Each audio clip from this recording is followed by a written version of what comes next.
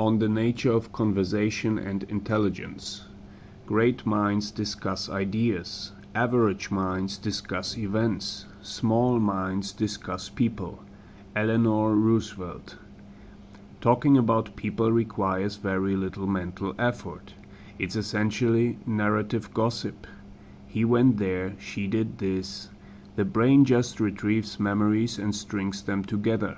No complex synthesis is required. Events require slightly more processing power, because they often demand some context beyond immediate experience. Politics, news, or historical developments, for example.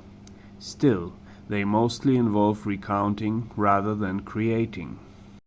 Ideas, however, require the highest form of mental engagement.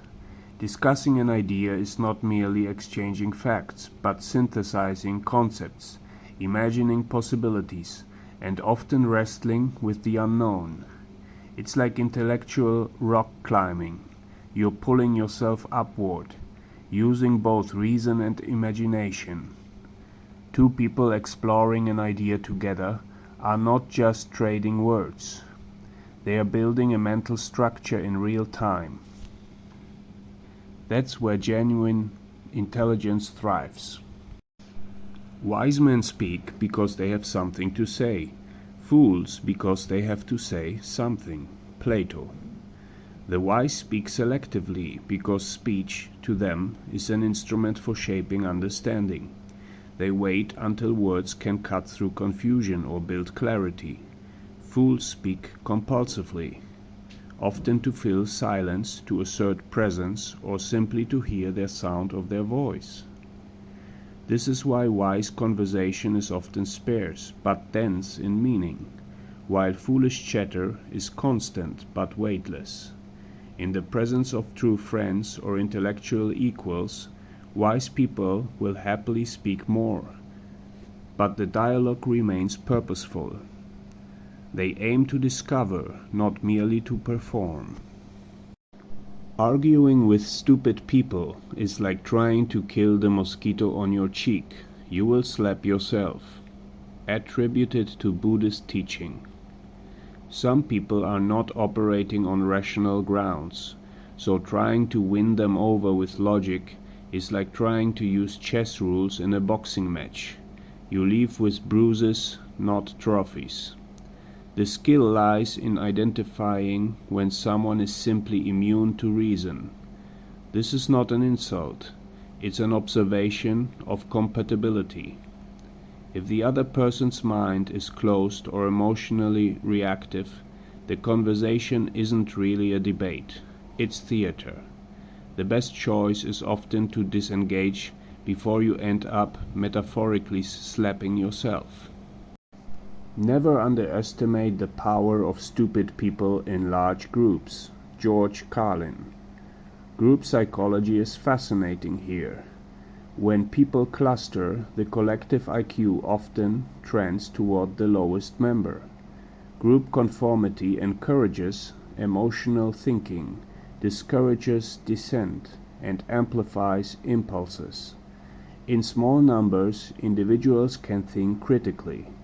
In larger numbers, they tend to seek approval from the group's mood. Rationality becomes less important than belonging. This explains mob behavior, political rallies, and even why dinner table conversations among friends can spiral into shallow, brainless noise. The group dynamic prioritizes unity over truth. The thing about smart people is that they seem like crazy people to dumb people. Stephen Hawking. This is the tragic irony of perception. If someone's mental operating system is basic, advanced thought appears as an error. What's subtle, nuanced, or abstract might seem nonsensical or even threatening. History is full of thinkers, Socrates, Galileo, Tesla, who were dismissed as eccentrics or heretics, simply because their ideas were beyond the average person's frame of reference. To the limited mind, brilliance often looks like madness. Never argue with stupid people. They will drag you down to their level and then beat you with experience. Mark Twain. Some people are masters at bad faith arguments. They thrive in the swamp of insult, deflection, and misdirection.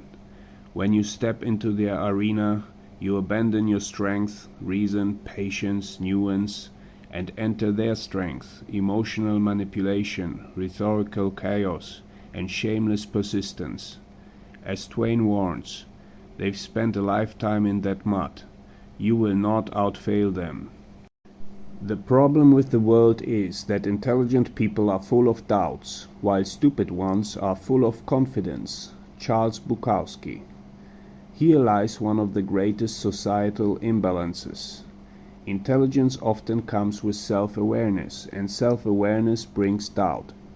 The intelligent see complexity, unintended consequences, and multiple possible futures. They hesitate because they calculate. The ignorant, meanwhile, charge forward with the certainty of a mapless explorer.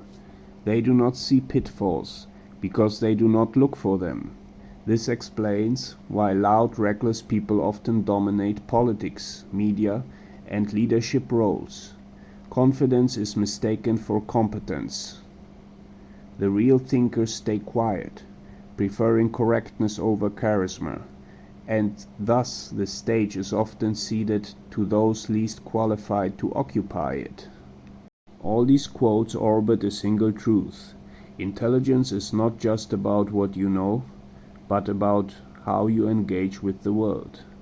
It shapes what you talk about, how you talk about it, who you talk to, and when you choose silence over speech.